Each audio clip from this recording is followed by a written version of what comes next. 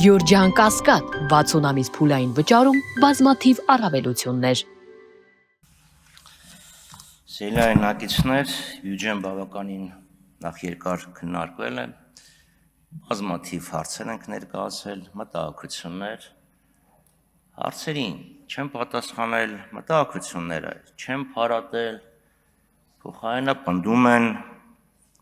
որ մեր հասարակությունը զգում է ամենօրյա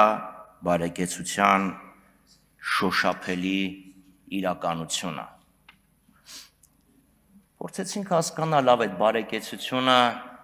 ինչպես է գնահատվում։ Կառավարությունը պարբերաբար նշում է միջին աշխատավարձի ցուցանիշ։ Խոսել եմ, ասում եմ եւ ելի եմ ասում։ Միջին աշխատավարձը ուղերձ է հղում, թե կարծես թե 50%-ը ստանում են մի քիչ ավել, 50%-ը պակաս, բայց մեր մոտ բնակչության 3/4-ը 75%-ը ստանում է միջինից շատ ավելի ցածր աշխատավարձ։ Բնակչության մեծամասնության աշխատավարձը 100,000-ից 200,000 դրամի շրջանակներում է։ Մեծամասնությունը այդ դրական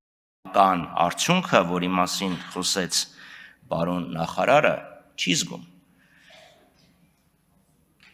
Բարեկեցության շոշափելի իրականությունը չեն զգում նաև մեր անհուսալի վարկառուները։ 330,000 մարդ ունի անհուսալի վարկ, սպառողական վարկ, իդեպ մեծամասնությունը, բացարձակ մեծամասնությունը։ Մինչև 150,000 դրամի վարկեր են, այսինքն մինչև 250 ներողություն եմ խնդրում, այսինքն մարդկանց մեծամասնությունը չի կարողանում վճարի 200,000 դրամի կարգի վարկը, բանկերից է փախնում, ոստիկաններից է փախնում, ԴՀԿ-ից է փախնում, բայց չի կարողանում վճարի եւ ծանոթ մեկին էլ չունի, որ դիմի այդ 200,000-ը տա բրծնի։ Կառավարությունը իհարկե դա փորձում է շտկել, բայց չի խոստովանում, որ այդ անհուսալի վարկերի դեմ պայքարի իրենց ծրագիրը ձախողվել է։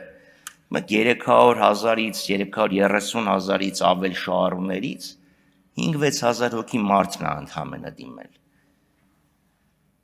Լավ, ես ասենք թե Եվրանեստի նիստիների դրա համար չէի մասնակցել հանձնաժողովի այդ նիստին, բայց նախարարը ինչ չի մասնակցում, հետաքրքիր է։ Մյուս հարցը, որը ես տվել էի, մեծարգո Տիկնայք եւ պարոնակ սելյայնակիցներ, վերաբերվում էր արտաքին ներողություն, պետական պարտքին։ Պետական պարտք, որը 6 տրիլիոնից ավել է, պետական պարտք, որը 17-18 միլիարդ դոլարի կարգի է։ Փորձել եմ հասկանալ, տնտեսական աճը ինչքանով է պայմանավորված այդ արտաքին պարտքով։ Կարծես թե տրամաբանական հարց է։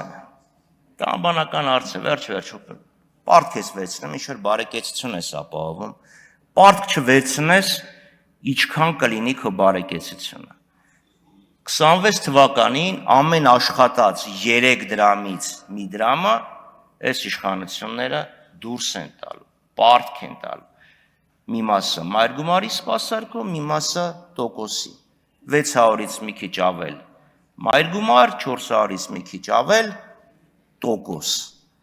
Հիմա պատկերացրեք ընտանեկան բյուջե, որտեղ մարդն աշխատում է կամ մամուսին եւ կինը աշխատում են միասին 300,000 դրամ, ամսվա վերջին 100,000-ը պարտք են փակում։ Լավ, բնական հարց չի առաջանում, եթե այդ պարտքը չվերցնեի եւ չփակեի, իմ փողը 200,000-ից ավել կլիներ, թե ավել չէր լինի։ Կարծում եմ բնական տրամաբանական հարց է։ Մեր բյուջեն այդ փողը, որ դուրս է տալիս, առանց պարտքի, եթե գնային, կամ պարտքի տոկոսը ինչ-որ տրամաբանության մեջ պահեինք, ինչքան կլիներ, հնան ինչքան կլիներ։ Ես այդ հարցը տվեցի, պատասխաններ դոկտոր, պրոֆեսոր կամ դոկտոր չէինք վարձի այդ հարցը լուծելու համար։ Դոկտոր մի վարձեք, բայց ես ֆրանսիային հատկացված ժամանակում մի խնդիր կարդամ, որը հանձնարարում եմ իմ առաջի կուրսի ուսանողներին մագիստրատուրայի։ Դուք ունեք անշարժ գույք առանձնատուն, որի շուկայական արժեքը 250,000 է։ Առանձնատունը դուք անշարժ գույքի գործակալի եք վարձակալության տալիս, ով դերթին Airbnb-ի միջոցով վարձակալության է տալիս Հայաստան այցելողներին։ Անկախ նրանից, թե գործակալը որքան գումար է աշխատում, տարեկան նա ձեզ վճարում է $30,000։ Գործակալը ձեզ խորհուրդ է տալիս առանձնատան բակում լողավազան եւ շոգեբաղնի կառուցել, ասելով, որ բայլաված տան տարեկան վարձակալության համար առաջիկա 10 տարիներին նա ձեզ պատրաստ է վճարել 36,000։ Ձեր աշխատներով լողավազանի եւ շոգեբաղնիքի կառուցումը կարժենա 12,000։ Իմաստունի համաձայնվել գործակալի առաջարկի հետ։ Սա խնդիր է, որը ես հանձնարարում եմ, կրկնում եմ, մագիստրատուրայի առաջի կուրսի ուսանողներին։ 10-ից 9 լուծում է։ Այն մեկը, որը չի լուծում, ոչ թե խելքը չի կտրում, այլ որովհետև անգյալա ծուլանում է, չի ասում։ Այս խնդիրը կառավարությունը չի լուծում, չի պատասխանում մեզ։ Այդ հավելյալ պարտքը, որը վերցրել ենք, մեզ ինչ հավելյալ բարեկեցություն է ապահովել, զտեք ներկայացրեք, որ հասկանանք, իմաստունի դակ մտնել, թե չէ։ Չնայած պարտքի հարցը երևի օրակարգային չի այլևս, որովհետև Նիկոլ Փաշինյանն ասեց զենք են կառել,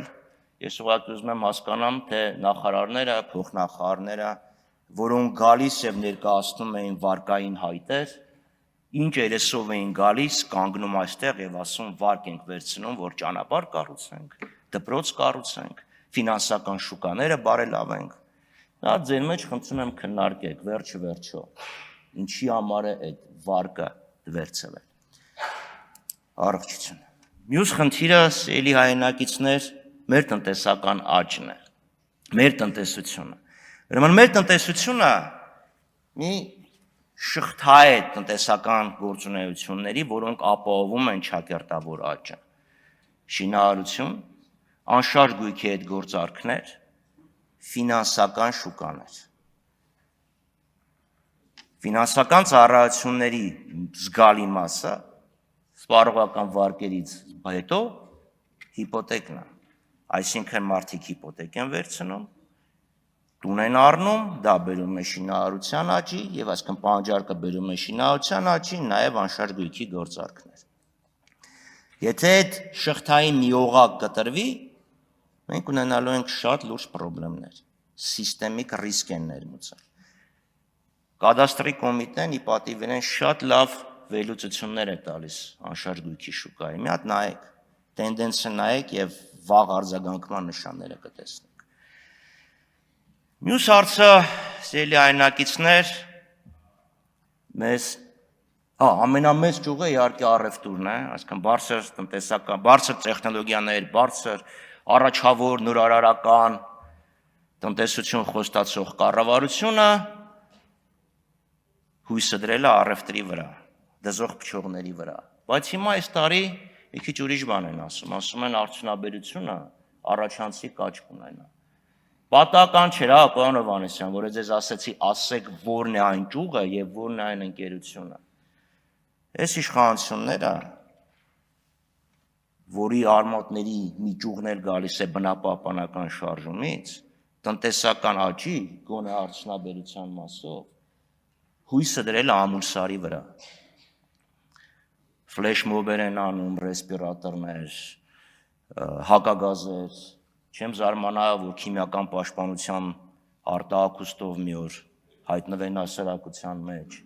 բայց այս իշխանությունները ամեն ինչ ձախողելուց հետո հույսը դնում է բացառապես կամ լավ հիմնականում հանքարդյունաբերության վրա։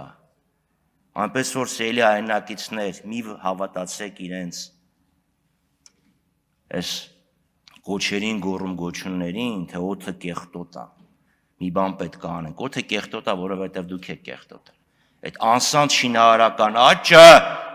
որը դոպինգի էֆեկտ է ունեցել տնտեսական, խնդրում եմ ասել, չխանգարեն կամ ավելացրել։ Ձեր տնտեսական գործունեության արդյունքում է կեղտոտվել։ ձեր տնտեսական գործունեության, տնտեսական քաղաքականության արդյունքում է կեղտոտվել, որովհետև այն անսան շինարարությունը, որը դոպինգի էֆեկտ է ունեցել կարճաժամկետ, բերել է այս իրավիճակին, որ խցանումները ժամեր են տևում։ Ավարտեք։ Այնպես որ այս կամպանիան, որ սկսել են քարոզչական, սպասեք ինչ որ թանկացումների եւ հերթական սահմանափակումների։